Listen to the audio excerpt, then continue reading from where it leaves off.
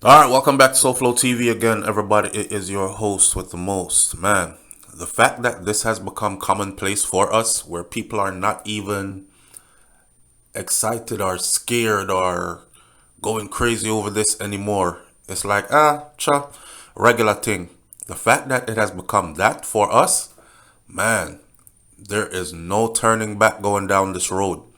You know, Jamaica recently experienced a quadruple, a triple, a double, and multiple single murders, all in the space of 1 week.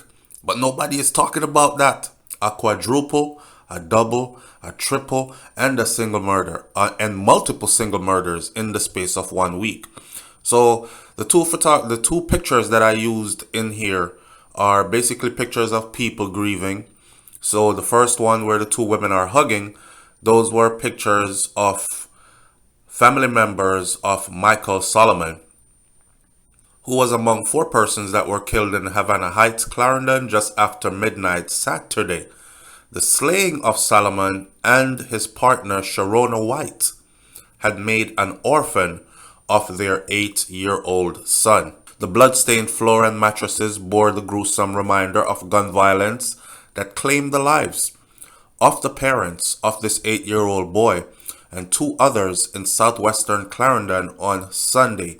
You know, there are people already calling me. I did not even know about the store because I've been so busy, but the amount of calls and messages that we've gotten so far. SouFLo, please find out about this boy if they want someone to adopt him, because I want to adopt him and give him a better life overseas. I've had two people from England, quite a few people from the US, and I believe one person from Canada so far, all inquiring about how they can get in touch with this family to adopt this little boy. I don't know if the family is going to want to give him to anybody else. I mean, they might.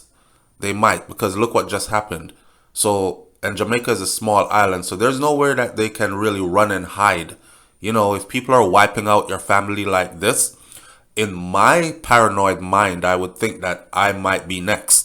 So I would be trying to get rid of this little boy, as in send him someplace safe.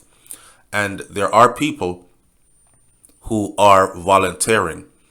That's not to say his life is going to come out good, because sometimes people adopt children and abuse them.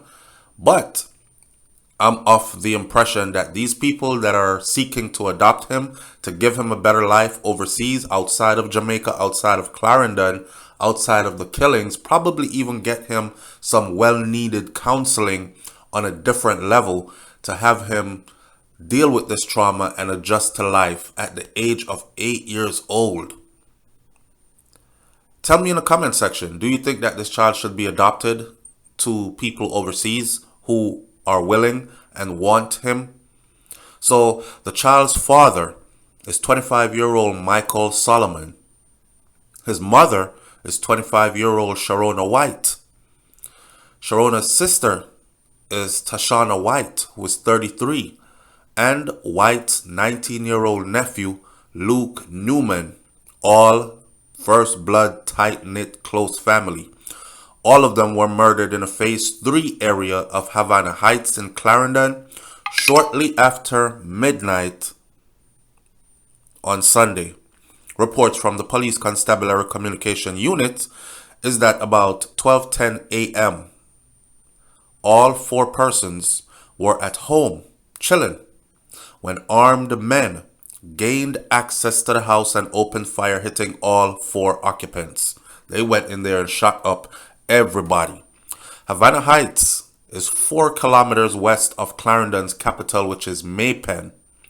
Deputy Commissioner of Police Fitz Bailey, who is in charge of the crime portfolio, told the GLEANER, and shout out to the GLEANER because we're taking this from the GLEANER as a trusted source of information. And then, of course, as we read through the article, we put our own 2 cents into it as we go along. All right, so again, shout out to the GLEANER for this information. Commissioner of Police Fitz Bailey, who was in charge of the crime portfolio, told the GLEANER that 3 children were removed from a room and placed in another room before White's sister and their nephew were killed. He said that Solomon was shot outside of the house. 3 children were removed from a room and placed in another room. In other words, they didn't come for the children. You know, sometimes it happens in Jamaica where the gunman just run in and shoot up everybody. Kill the baby, kill the dog, the cat, shoot the kettle pot off of the stove. Everything, chip out the light bulb them. There wasn't one of those cases. In this particular case, they came for who they came for. And they were discriminatory, meaning remove the children from the room. We don't even want them citizens. And they murdered who they had to or who they came to without harming the children. I know right now some people are saying, Jesus Christ, man. But thank God they didn't kill all the children. Because if 4 adults were killed, then 3 children were removed and placed in another room. This could have been an even grimier scene to see 7 bodies laid out and 3 of them children. That wasn't the case. 4 adults. Headlines says Solomon's mother, Jennifer Lennon, had no clue that when her son told her, I love you, mommy, on Saturday, it would have been the last time. The distraught mother said that she could not imagine life without the younger of her 2 children. She said, I don't think I'm going to make it. Believe me, he was my baby. Michael have my heart. Michael do everything for me, she said on Sunday.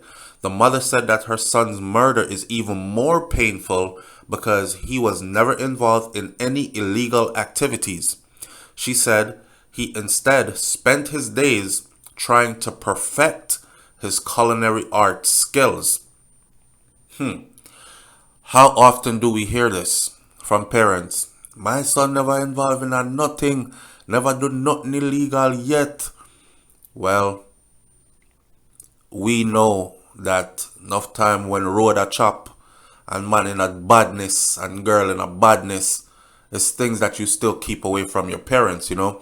So it's very well that people live a double life and you still hug mommy and kiss mommy and are respectful to daddy and you do everything you're asked to do. So they would never even be able to fathom what you're capable of outside of that. So your parents will always see you as the innocent child. You know, a lot of people say enough of these parents know what their children are into and them same one come ball. Oh, my child wasn't into anything. But I'm willing to bet that, and this is Jamaican culture to its fullest, I'm willing to bet that even if they were involved in something, they were the type of people to keep it from in front of their parents. So their parents don't have any idea. It's not all the time parents know what their children are involved in, you know? So Lennon reported that her son had recently moved back into the community as she had sent him to another parish out of fear before. Let's look into this one. He had recently moved back into the community as she had sent him to another parish before out of fear. Out of fear for what? She revealed that her son had disarmed a gunman who was subsequently mobbed and killed in the neighborhood last year. So I don't know if y'all remember that story last year where the headline was that a gunman, the people in the community beat a gunman, jungle justice style. He came in there to shoot up and kill whoever he came to shoot up and kill. And her son was the actual one that disarmed him, took away the gun, and they held him. And the community came down on him and beat him to death. All right. And her son was a target after that. So I guess it's his cronies or whatever. She moved her son out of the community, sent him to a different part of the country to live. And he had recently moved back into the community because he thought that things were all good. This is what you call a reprisal killing. Michael was a good picnic, you know. No police never have to come for him because Michael afraid of police. Police sources have disclosed that a sibling of the White sisters was actually the intended target. It was also reported that an ongoing feud between the target and his former cronies, allegedly over illicit monies gained through lottery scamming, may have triggered this attack. So, when we talk about disarming somebody, it wasn't a case of him trying to save the community and he disarmed some badman, gunman that came into the community.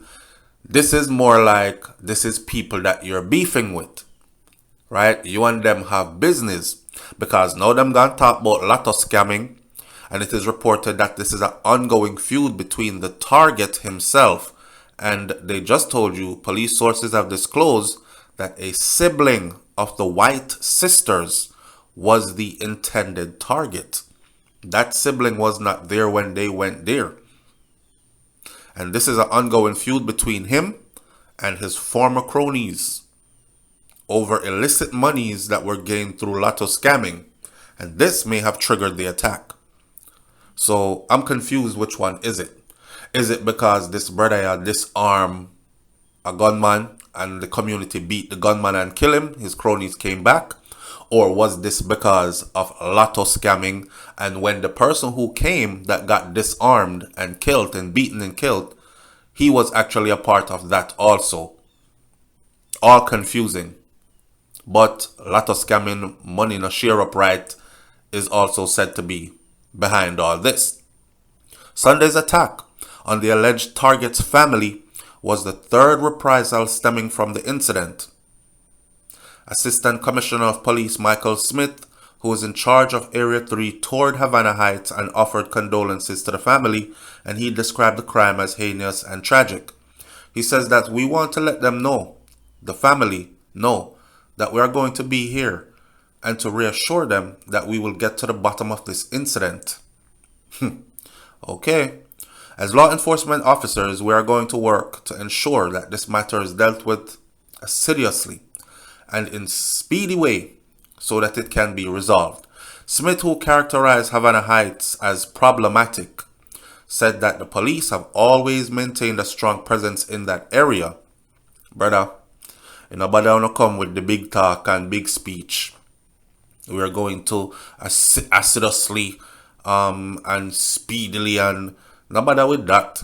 And now start talk about how the area has always been problematic and the police has always maintained a strong presence in the area. Me no believe none of that. If y'all maintaining a strong presence in an area and this is still able to happen, where people could come in and do quadruple murder in a one swipe and get out, that's not that strong of a police presence. You understand? It is known that the area is a problematic area. A team was on patrol in the community approximately 15 minutes before the incident, said the assistant commissioner. Now, what does that tell you as a civilian? 15 minutes. Approximately 15 minutes before the incident. This sounds like gunman waited for police to do the normal thing that they do, like the same routine: drive in, drive round, look around, leave.